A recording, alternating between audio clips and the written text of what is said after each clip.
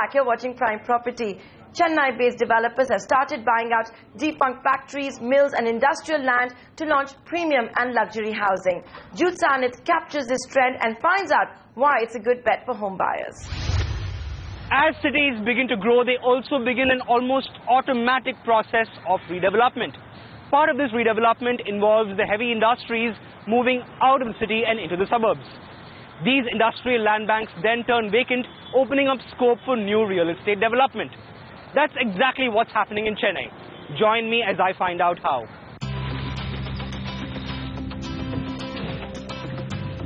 This neighborhood in North Chennai is historic for more reasons than one. Perambur began as the city's cantonment area during the British Raj and quickly doubled up as the city's primary industrial zone. But today, a 140-year-old legacy is nearing its end. When these bulldozers end their demolition in a month from now, the historic Vinny Mills will be ready for redevelopment. The dilapidated mill, also a prominent location for Tamil films, is making way for North Chennai's largest township, spread across 70 acres. This industrial pocket is one of Chennai's oldest quarters, but is soon going to be the city's newest residential oasis. North Chennai's makeover started in 2011 when local builder Arihant joined hands with Unitech to redevelop 70 acres of land previously owned by the mill. Then in 2013, Chennai headquartered Landmark Constructions bought 14 acres of a defunct mill for a jaw-dropping 490 crore rupees or rupees 35 crore an acre. Landmark is expected to launch a luxury residential project priced above rupees 10,000 per square foot, significantly above the market rate of rupees 7,000 per square foot. With more land coming for development, it's actually creating a new market for itself in northern part of Chennai. And these are the kind of people who don't really have to travel into the south for IT. So there is a lot of potential. The pricing will go up year on year from 5%, 7%, probably 10% at the most. 2 months ago, local builder Casa Grande bought this 5.5-acre land parcel in South Chennai that once housed automotive manufacturer Rane's valve making unit. The builder has also bagged a 58 crore rupee investment from Motilal Oswal. Taking us on a tour of this newly acquired land bank is Casa Grande's MD Arun Kumar. Arun tells Prime Property that his upcoming project will be a luxury offering, but with what he calls a realistic twist.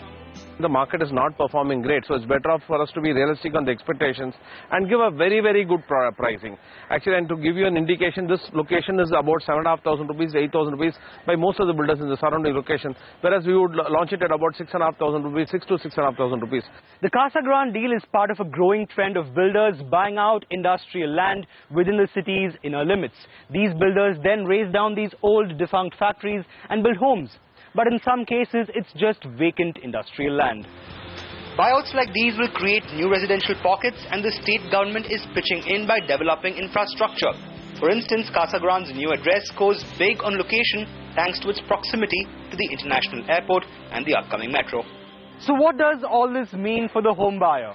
For one, location. The Casa Grande, Arihant and Landmark transactions will allow people to live in the more older and prime localities of Chennai like Perambur. Remember, it's not easy to find homes in these parts. Plus, there's also a possible price appreciation of 10 to 15%. So you might want to strike while the iron is hot. In Chennai, this is Jude Sanith. In 9 years from now, Andhra Pradesh will have a new capital city. Although Amravati, that's what it has been christened, will formally become Andhra's capital in the year 2024, an elaborate transition has already begun. From shifting 20,000 of its employees to constructing a capital city from literal nothingness, the TDP-led government of Andhra, currently in Hyderabad, has now set itself some ambitious plans for this big move. Jude Sanith travels to Andhra Pradesh this week, which incidentally also marks the first anniversary of the bifurcation of the state. In Hyderabad, it's a case of home away from home for the Andhra Pradesh Secretariat.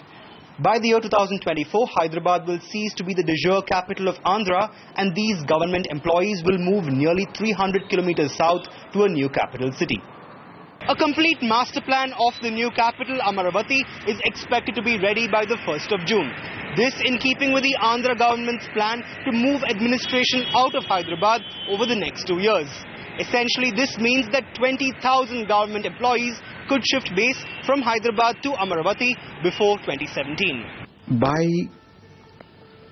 first week of June, we will have the master plan. of the entire capital, the seed capital, the core capital, the capital region and the capital area, the entire thing. Then we will start building, and I think the core capital we are planning to complete before the next elections, that is before 2019. 2019 we will have everything that administratively a capital needs to have. Building this core area alone is expected to cost the Andhra Pradesh exchequer nearly 20,000 crore rupees, a large chunk of which the state hopes will be funded courtesy of Chief Minister Chandrababu Naidu's recent investment blitzkrieg. The AP government has already announced an investment target of 2 lakh crore rupees for the next 5 years. Recent investment deals with energy, tech and pharma majors like Suzlon, Xiaomi and Mylan, totaling to nearly $12 billion, could go a long way in achieving that target. While the Singapore government is currently aiding Andhra Pradesh in drawing up Amaravati's master plan, CNBC TV 18 learns that the new government is in talks with consortiums from Japan, China and South Africa to begin construction. When completed, Amaravati's core capital area will span across 33,000 acres pooled in from 31 surrounding villages. But the challenge still remains in moving thousands of families to a whole new city, a move that has already begun but in phases. As far as possible, we are trying to relocate our heads of department there. And some of the ministers are also functioning largely from that area. For instance, our irrigation ministry is largely functioning from there, and other ministers are largely functioning from there. And our chief minister is also making very frequent trips to the state. The focus now shifts to the new capital, where the AP government plans to kickstart construction on June 6th. With Prime Minister Narendra Modi in attendance, the journey towards building a whole new capital city is all set to get a lot more exciting. In Hyderabad, this is Jude Sanath. On that note, we're going to slip into a short break. On the other side, we'll tell you how over 300 structures in Bengaluru have been deemed illegal for encroaching lakes and lake beds. They all may be raised down by the state's revenue department. Stay tuned.